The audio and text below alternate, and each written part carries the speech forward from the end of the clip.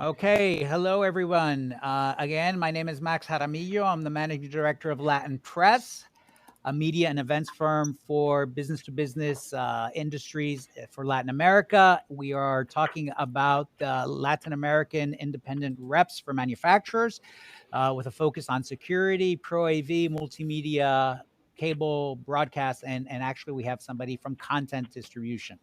So in our next session, we will have Mariano Aragon, Walter Harris, Carlos Puche, and Simon Talon, I believe is how you pronounce Simon's last name.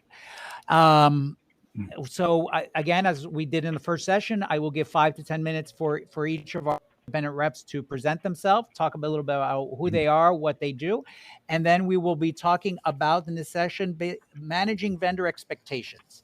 So, Mariano, you're up. Would you like to start?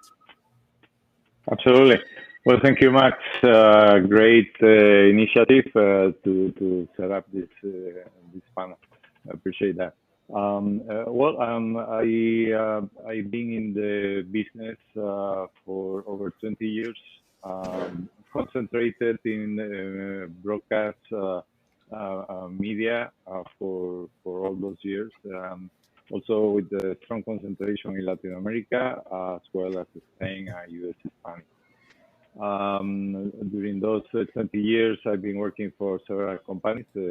Also, my role as an independent consultant or agent, I started about 7 years ago. During those years, I've been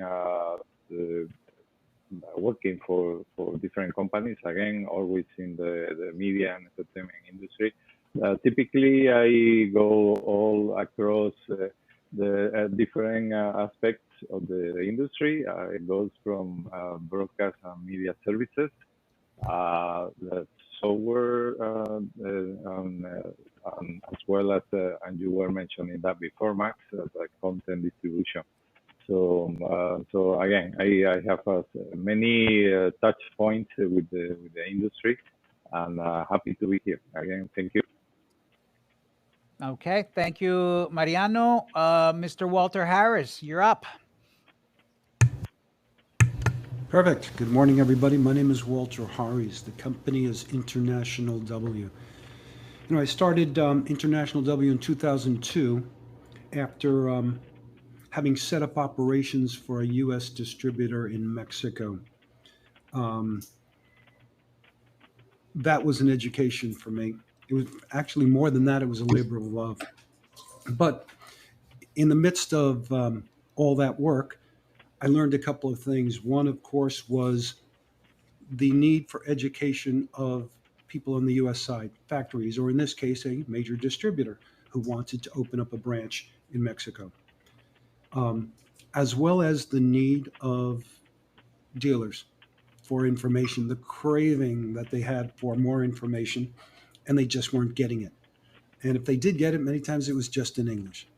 So, that being said, that's what prompted me to go into the rep business when um, my tenure at the distributor ended. I'm based in Fort Lauderdale.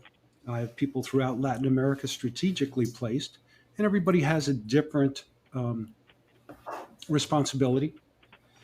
Fort Lauderdale for me works well, so I can travel to Caribbean, to Latin America very easily, very quickly, and uh, basically attending markets of end users so we can specify products that might suit their needs, products that they don't know about. And they're a great audience to speak to because they do crave information that they don't necessarily want to get locally.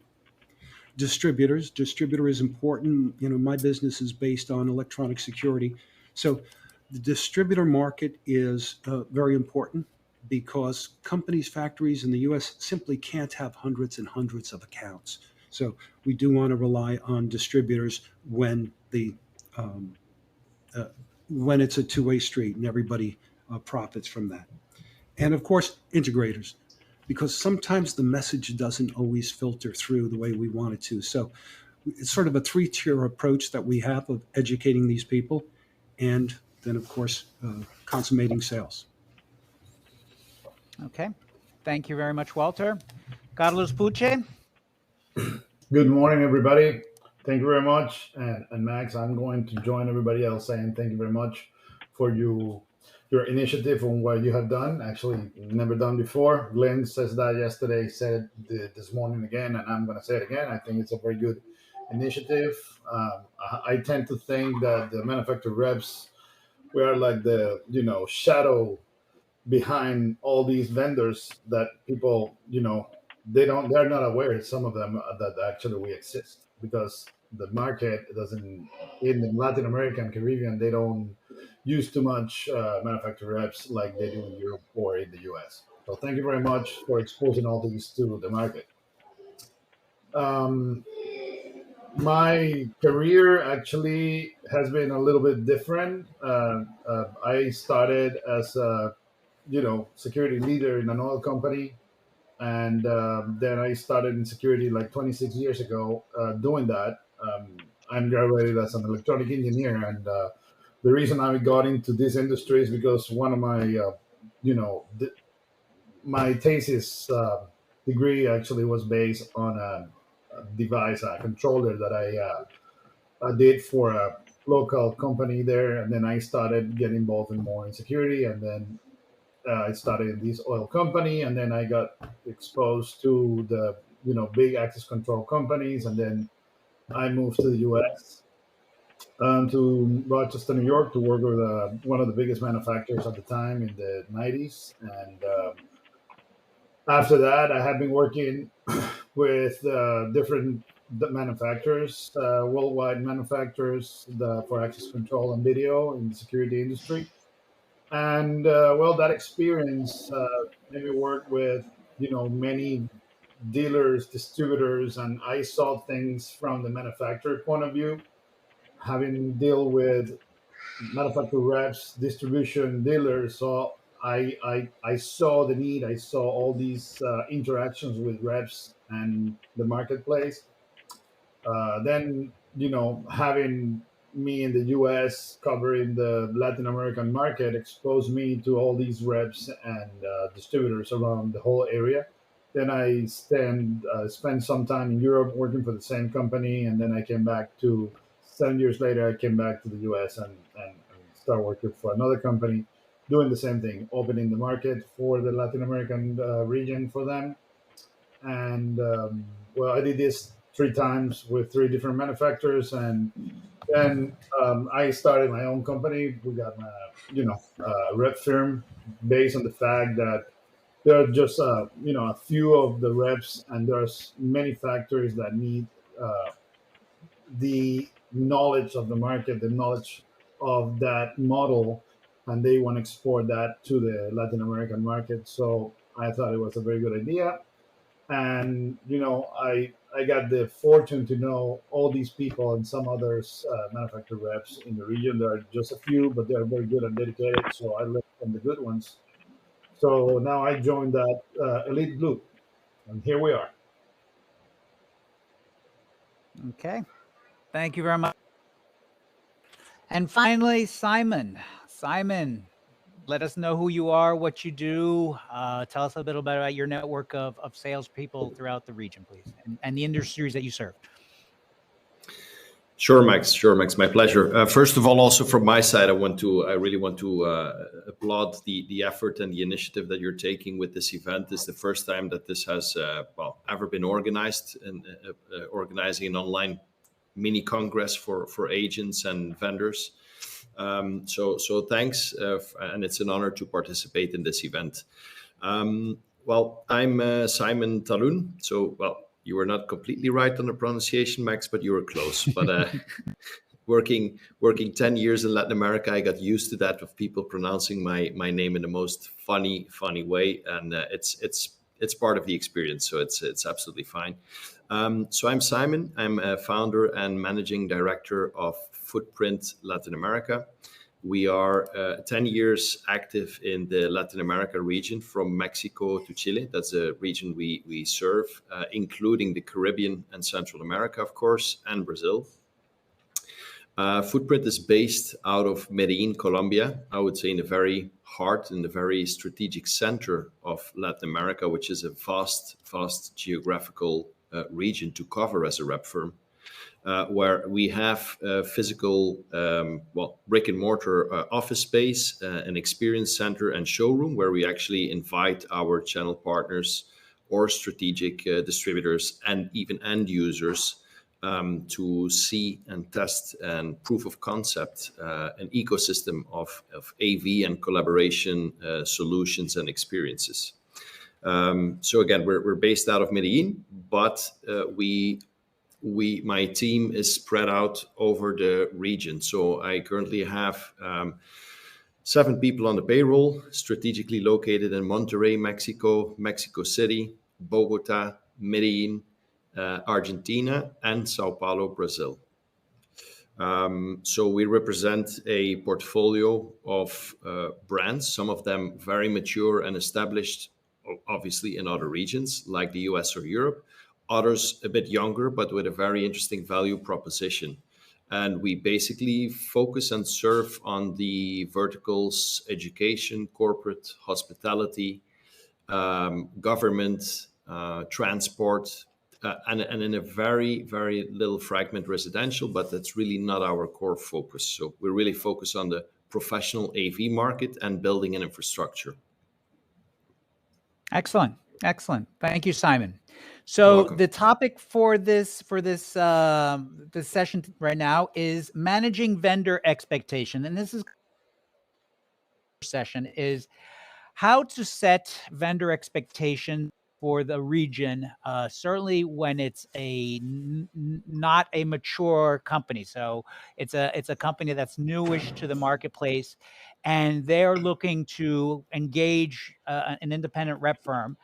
How do you walk them through the opportunities for the market? How do you weigh the opportunities for you as entrepreneurs for those companies interested in going to market?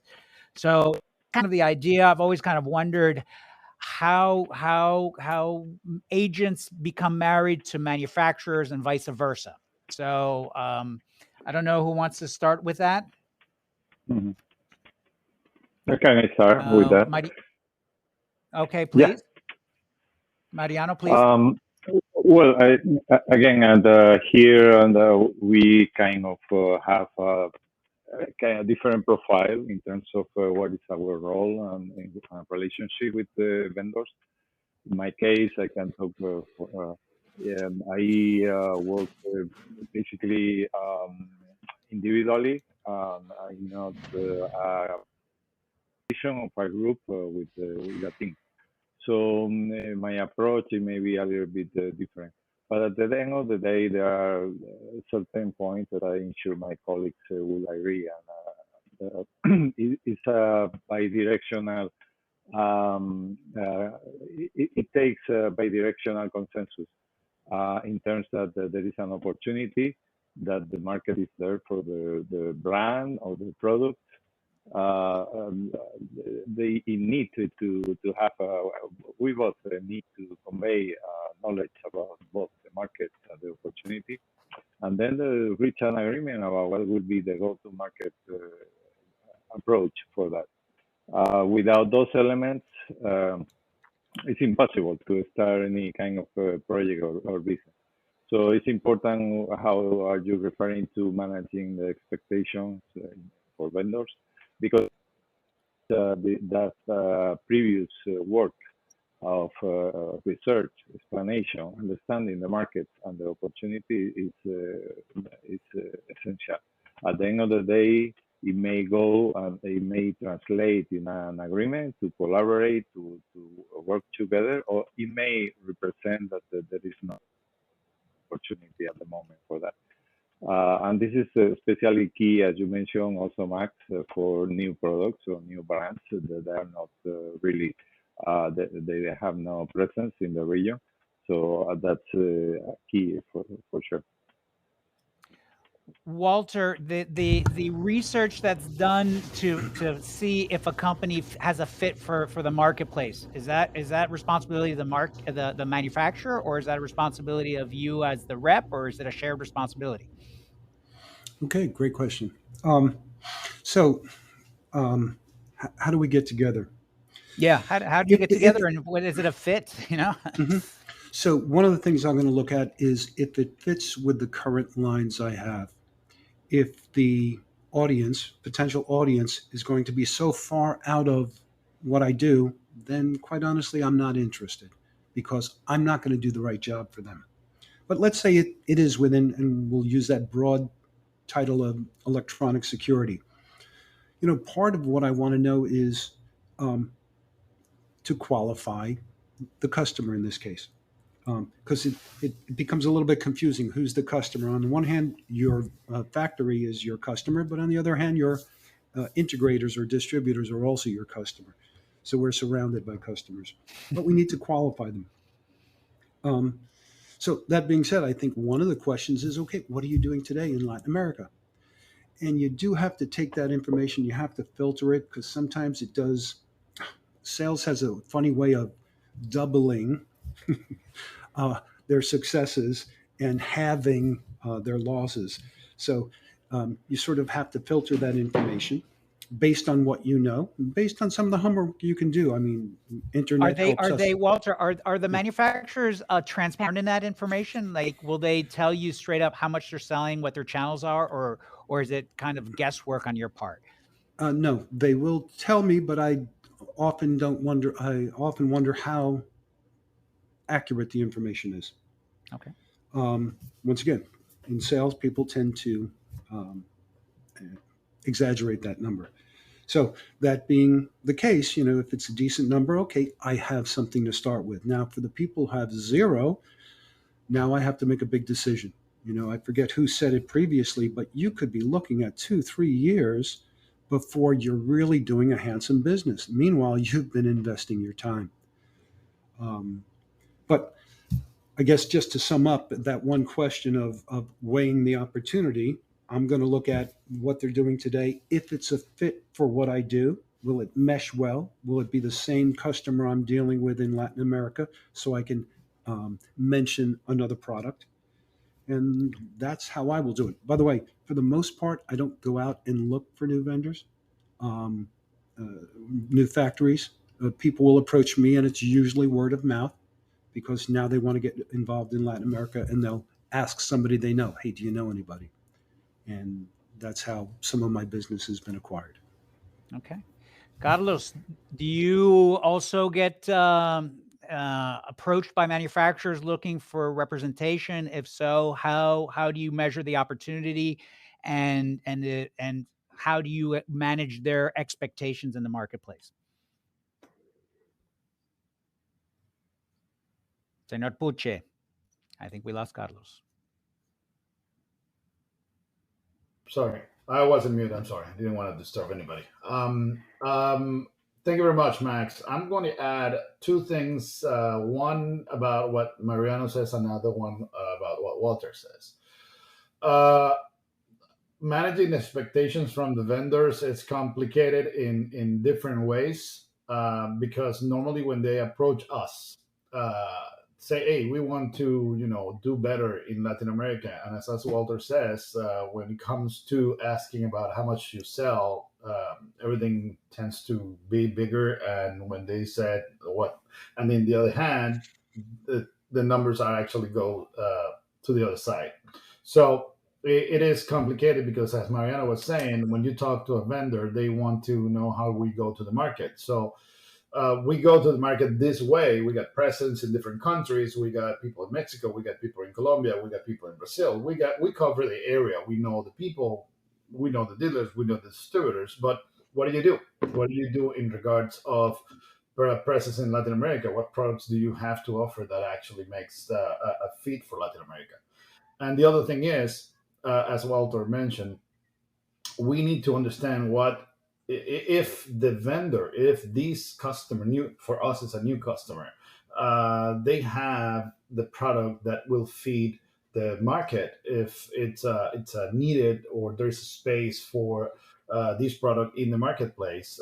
There's so many different things that we need to understand before we say yes or no. We go to the market, because if not, we're going to fail. And we're going to fail, and they're going to fail in their approach. The Latin American market is different than they normally are used to in the U.S. Totally different situations, different political situations. Latin America tends to be a very unstable place in as a region. Many things are change country by country, and one thing I noticed, and I think you guys will all agree on this: every single U.S. or European company that actually wants to start doing business in Latin America, they see Latin America as a whole. It's Latin America. We need to understand that we're talking about 40, 50 countries. We're having different issues every day in every single country. So sometimes Chile is good, sometimes Brazil is good, sometimes Colombia is good, sometimes all of them are bad. And we got elections, and we got, you know, issues with natural disasters, political issues, and, governments, elections, depressions, viruses. So it's not a whole place that it behaves the same way. So one thing we have done, and in many years, is that we learn about that. We know, and by our different partners in the region, we are like a thermometer for each country. We know what's happening in Colombia, what's happening in Brazil. Now there's a new law in Argentina. We need to know this before we start getting on board with a new brand saying, yeah, we're going to sell a lot of things in Argentina. No, we're not. Actually, we're not going to sell anything until that changed, because it becomes very complicated. And then we know the rules in Brazil for importing goods and then competing with local vendors. There's borders rules for things. So one thing we need to discuss with the vendors, and I think it's one of the biggest assets that we as manufacturer reps in Latin America have, is that we know these little details about all these countries where the new vendor wants to do in those countries. So they need to manage expectations in different places, and then we need to set up a target for different places with different rules. So they need to change their mind in doing one business in the US that actually behaves the same way. It behaves in different ways in different countries in the region. One of one of our panelists mentioned about the wealth of experience that the manufacturer's rep bring to the table, and that if you're a manufacturer new to the region, to replicate that experience is very difficult and expensive. So I certainly think that that's a little bit what Carlos is talking about here, in terms of the return and having a footprint and understanding the local issues in different different countries. And talking about footprints, we go to Simon. Simon, what is your opinion here on having that experience and being able to measure a future vendor relationship with a new company? Yeah, there's actually many criteria that you shouldn't be overlooking once you engage in a conversation with a potential vendor. And I heard many elements, many comments here by all the participants, which I fully agree with. And I do think that the first most critical part is an assessment of where is the vendor today in Latin America? What is his current positioning? We need to understand how well they understand the complexity of this region and the fact that there is no single approach to Latin America. It's exactly like Carlos said, we have 40, 50 countries with each of them their particular characteristics and complexities in terms of logistics, trade barriers, positioning of possible competitors, political, social, economical climate, natural disasters. Many external variables can actually slow down your penetration in that market. So you need to take care of that. But most important is understanding whether your vendor understands the complexity of Latin America, where they are at today, and what is their long-term perspective into the region. Because I have had conversations with several vendors that were potentially interested in Latin America, and I immediately detected that they were out for a quick win, and they were hoping for fast results after 24 months. And well, it was a very sobering discussion, so we had to walk away from it. And we said, listen, this is never going to work. This is not realistic, and we have the experience. Latin America is a region that you need to invest a lot of time, resources in before it really starts yielding results. And consistency is extremely important, persistence and patience. If you don't have these, if you cannot show this, if you want to perform in Latin America, well, you're probably going to miserably fail. There's manufacturers that have spent hundreds of thousands of dollars establishing offices in several countries, hiring people, and after 3 to 5 years, some of them, they just pulled out because they realized, okay, the return is not big enough. But sometimes you need to wait longer, or you need to change your strategy or choose for a different strategy. So we have had conversations with vendors that were completely new to Latin America, and that gave us a very high level of confidence and trust and support. And after 5 years, we're doing great. And there's other vendors that were already established in some areas of Latin America, but they really want to optimize and boost their performance by offering a higher physical footprint in the territory. And I think that's where the value that we can add into the territory. And adding to that, we are also aiming to reduce carbon footprint by reducing irrelevant business travel, because it's a huge continent. If you assign a single person for the whole territory, it's going to be a challenge to be very, very performing. So again, the assessment is important. From our side, the complementarity, the synergy with our other existing lines, and the audience. And I couldn't agree more with Walter's comment. The audience is super, super important, because if you're asking me to represent a line to a completely new audience and it doesn't fit well into our portfolio, well, we're going to lose everyone's time, and we're gonna burn all the resources of the vendors. So we need to be very, very, very honest with that. Hey, Max, Thank I you. have a comment. Go ahead, Walter. So 2 comments. Triple E, educate, educate, educate. And the other comment is, my baby is beautiful. Every factory loves what they do. They are the best in their business. Their knowledge of exports is phenomenal. And yet, we find out that that's not true. So when I say educate, it's you do it in your initial meeting, but you have to continue to do it, because they may be used to be doing business in the United States where everything is, I'm not going to say automatic, but it pretty much can be, especially when they're dealing with some larger distributors who place these blanket orders in their hubs and product goes out like that. So you have to constantly remind them of what is needed, of what they have to take into account, because they will forget. Hey, I forget. We deal with it every day, so we assume that everybody knows what we know. Not true. That's my comment. I want to add actually something else too, to exactly what he said. Not all the brands actually can fit in the Latin American market, and that is why sometimes we need to say no. Can And you as say that a little bit louder, Carlos? as Walter mentioned before, I'm sorry, as Walter mentioned before, and as he said right now, it's very important actually to evaluate when we get an approach from a vendor, because not all the factors actually, they can be doing very good business here in the U.S. or Canada. America, it's very big in regards of cultures. So North America, as Walter says, is basically canned. It's like, everything goes in one model, a couple of models, and everything flows by itself. After they get they get used to the market and they put in place all these strategies, everything flows a little bit, and then they just need to start, growing in markets and going to different places.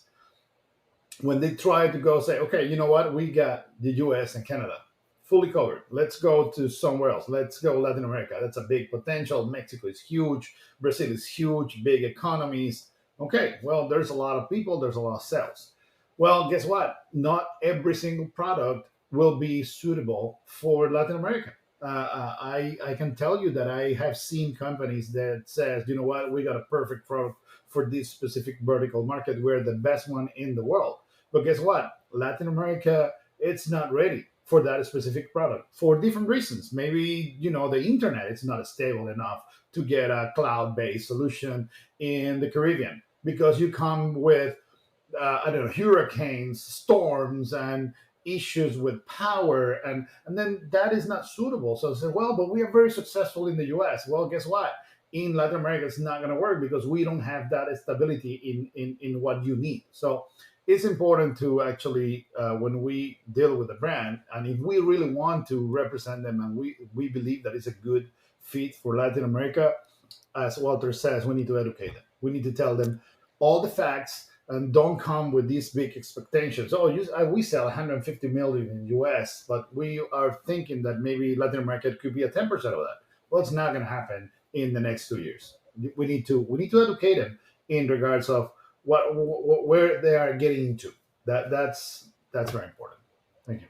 I think excellent comment there, Carlos. I I have a follow-up question for, I guess, for Mariano to make sure we're all in this.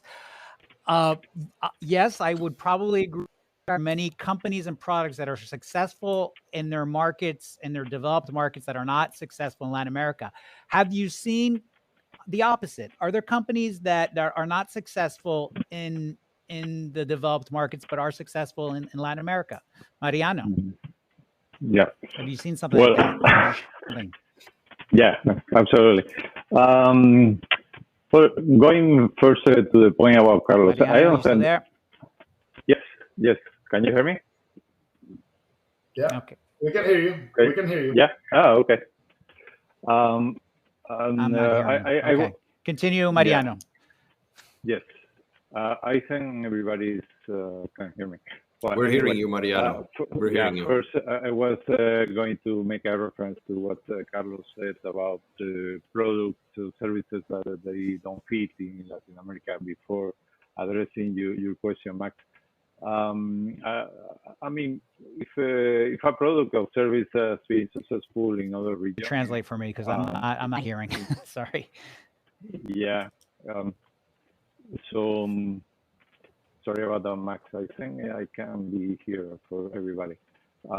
So anyway, I think it's a matter again going to the point of expectation and our role in presenting, and because we are the locals, we have the knowledge, the experience, the contact. So certainly we are advisors to those vendors. Max, we can hear him perfectly. Oh, okay. All right. So somebody give me some feedback in terms of what he's saying. Chat. Look at your chat box. Yeah, exactly. Okay. All right. Give me 1 second. You guys continue. Page here. Okay. Go So ahead, again, typically I tend to think that there is no bad product or bad service. Again, especially it has been successful in other part of the region. But again, it needs time, it needs, Simon mentioned, consistency, it needs resources. I mean, certainly all the time we talk about short-term returns, we talk about short-term, it's not going to happen. It's not going to happen. So again, a product has to be flexible. A product is not like a square box, and this is what it is, and you take it or you leave it. So also a product has to be adapted, has to be developed to the local region. That's the only way. I mean, there are again many of those components. So again, now going to Max's question, I can't think of any particular product or services. Certainly, Latin America has many differentiations for the market. But again, with all those elements, you have the product and you are able and flexible enough to adapt to the local markets. And again, I totally agree with everybody here. Latin America is not a whole. It's the sum of many different countries and many different aspects. So you have to be aware of that product. You have to be resources. You have to be to the long run. You have to invest, and you can be. I don't think anything is impossible. Yeah, and I think it's also about having multiple touch points, both online and offline, and that brings me back to resources. So, is a vendor ready to enter the Latin America territory? Well, you need to look at the reality in terms of culture, but also in terms of language barriers. We have multiple different kinds of Spanish. We have Portuguese. So, if you have absolutely no collateral available in Spanish nor Portuguese, and the vendor is not willing to invest, to do a minimum investment to provide the most basic documentation for this marketplace, I think it's better to wait until you can allocate those resources, or you need to develop the resources and make sure that you're able to provide these tools to your sales agents, but also to all your channel partners. And sometimes that simple thing like that can make the difference. If a dealer or an end user finds something on the internet and it generates a lead that ends up first in another factory, even if the product is inferior and the price is higher, well, you're one step ahead. So I think having people on the street is one thing, but also having the right resources for your partners to educate them and to create brand awareness and identity is absolutely is absolutely essential in successful I totally business agree. development. You have to assimilate your product or your service to the market, certainly. And as at the minimum you mentioned, Simon, you have a minimum. You have to have the collateral and the information and the message has to be in the same language, for sure. I think I'm gonna take three different things from one of each of you. First, Walter was clear on that. Education. We need to educate, and they need to understand how this will work in Latin America market that they don't know. Second, as Simon says, yes, we need to tell them, you know what, if you want to approach this market and you want to be in this market, then you need to be able to have at least the minimum that markets require from you. You cannot say, well, this is our product, we're the best one in the world, and guess what? You need to take it as we do it. So we got everything in English. We don't have anybody to speak Spanish or Portuguese. Our documentation is all in English, and it is what it is. And then you need to be successful. So it's important that the company says, well, I want to go to the Latin American market and I want to conquer that market. Then you need to approach the market the way you should, which is doing everything in the local language. You need to have somebody to support that area, not the rep doing everything. Okay. Yeah. So one thing that Max asked Is, is, if there's a lack of reciprocation there on those asks, would you walk away from a potential vendor?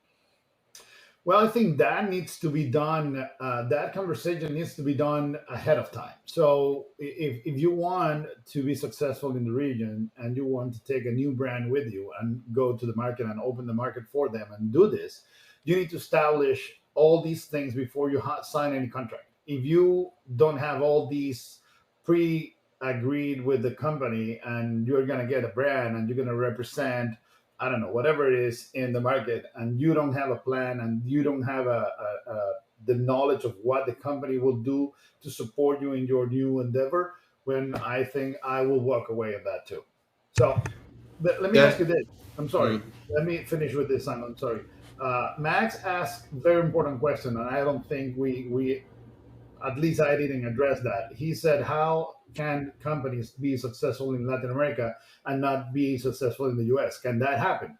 Yes, many companies actually have done this, and they started their approach in the Latin American market first, and then they try to come to the US. And the reason is because they are much more prepared to conquer the Latin American market because of their roots, because they are a company that already established. There's companies Spain in or Portugal or Spain, Portugal, Yeah. Brazil. They do have the language. They got the knowledge. So for them, naturally, it's easier to conquer a market that they are, more aware in terms of culture and language. So there are many companies that actually has been successful there first, and then they try to come to the U.S. and actually works in the opposite way. And then the question we need to ask ourselves is what is the definition of success again? When are you successful? When not? What is the threshold? But there's a couple of experiences that I also want to share. First of all, Max, to go back to your question on would you walk away from things from a conversation if those commitments are not being made? No, I would not walk away, but I would like to have an honest conversation, and I would like to have a canvas for the next 3 years on what the company is willing to invest in before I walk away, because nothing has to be perfect to start. You can create a 3-year horizon plan with milestones where if you reach certain thresholds, those things will be invested in. That's perfectly fine. Or maybe they want us to do it, and we find a creative formula to be compensated for it and make it in terms of expenses more attractive for the factory. Finally, and I think for me, that has been an interesting learning in having had many conversations with vendors that are currently part of our portfolio and other vendors with whom we never concluded into an agreement, is that I have learned that the companies that are used to working with rep firms or agencies is much easier to engage in a conversation because, first of all, they understand the business model of the rep firm and the role, the commissioning structure or the principles by nature. And a company that's absolutely not used to that, well, they tend to see you either as a wizard or cheap labor force, bringing quick result without doing the necessary investment in the region, and that does not work. So I can summarize for us, the companies we have been most successful with are the companies that actually have invested in us, supported us, communicated with us, and gave us access to the tools as if we were their own proper sales staff, even if we are independent. But in the end, it's all about confidence, trust, and also loyalty. And if you have all those elements, even with a mediocre product, you can be very successful in Latin America because it's about consistency. It's about support. People buy from people. We use products to intermediate communication, but people buy from people. And in the end, it's the human aspect that thrives in Latin America. So those were my 2 cents. There's 2 questions before we conclude.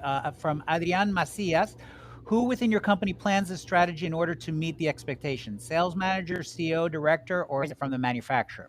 I think we discussed it was kind of both, but Mariano, would you like to opine on that? Well, in my case, I mean, you have as an agent a very direct role on that. You have the responsibility.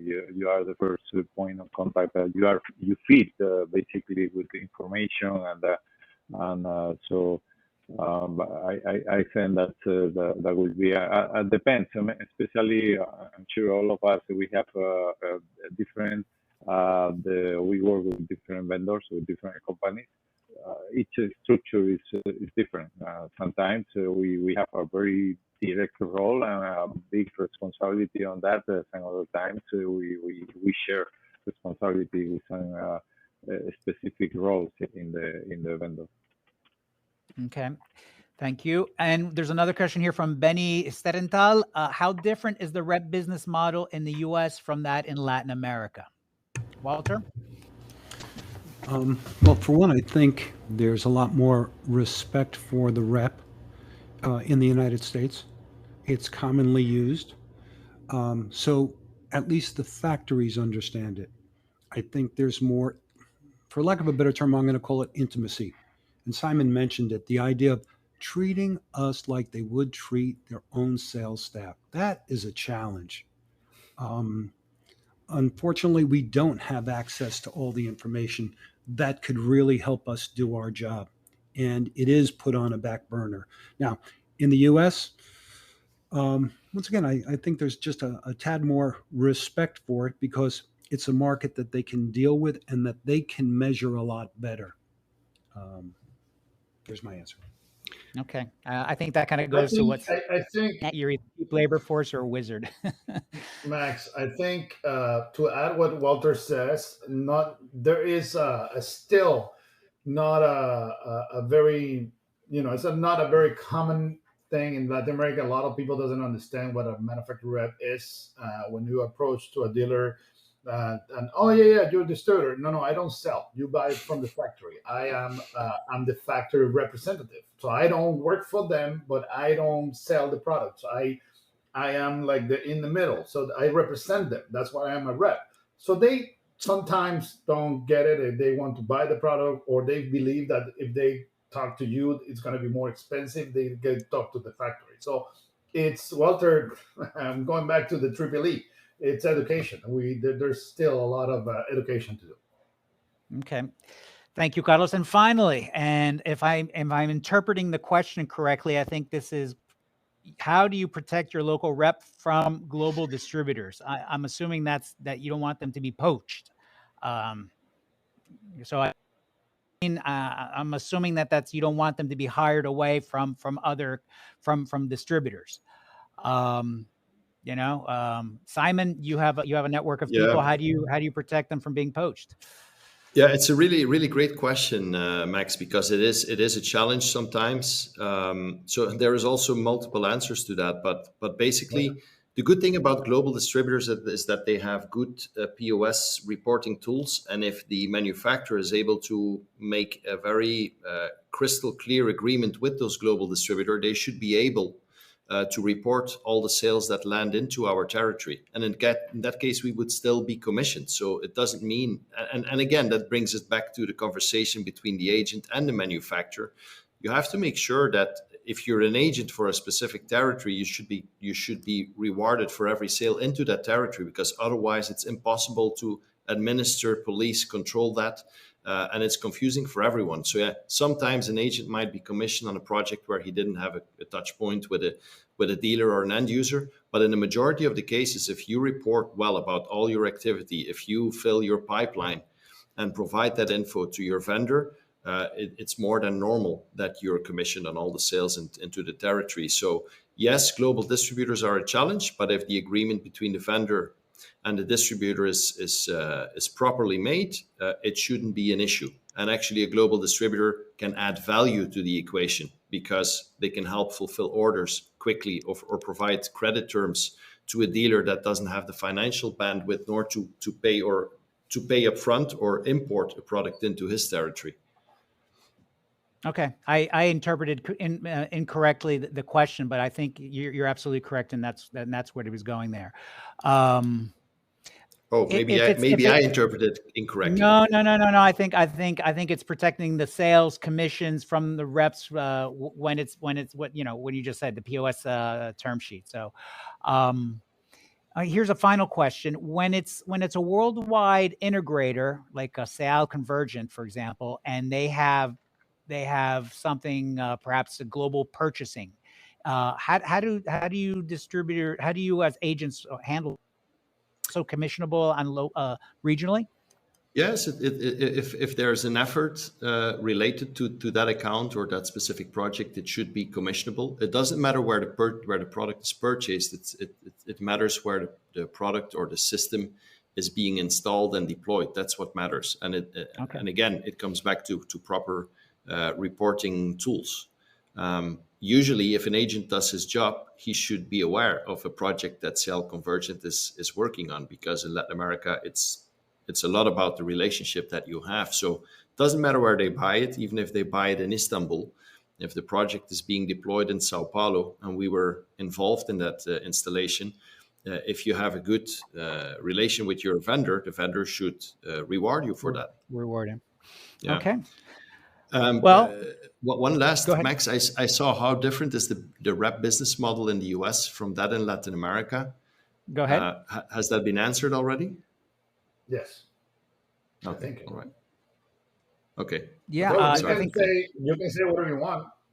Yeah, no. I'm curious. I'm curious about my peers from Latin America. But what I think, at least from my perspective, being footprint, is the biggest difference is that our vendor is not in the territory. And in North America, where the rep model is very, very common and very well understood, well, you get a lot more of support, and there's there's much more business development or marketing activity prior to a project or an inquiry because of the vendor's home territory and the leading language.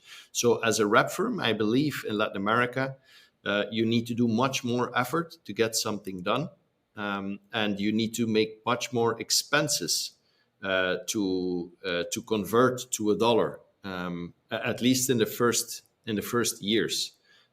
Because there's lots of traveling involved, there's lots of education involved, and it's an emerging market. So yeah, that's my point of view. So compared to a traditional rep firm, from our side, we provide a showroom, an experience center in Latin America, not because we have to or because the vendor asks us to, but because we are confident and we believe truly that we need to, if we want to make an impact and if we want to provide a manufacturer's hub in the territory where we can speak their language and respect time zones to a certain extent.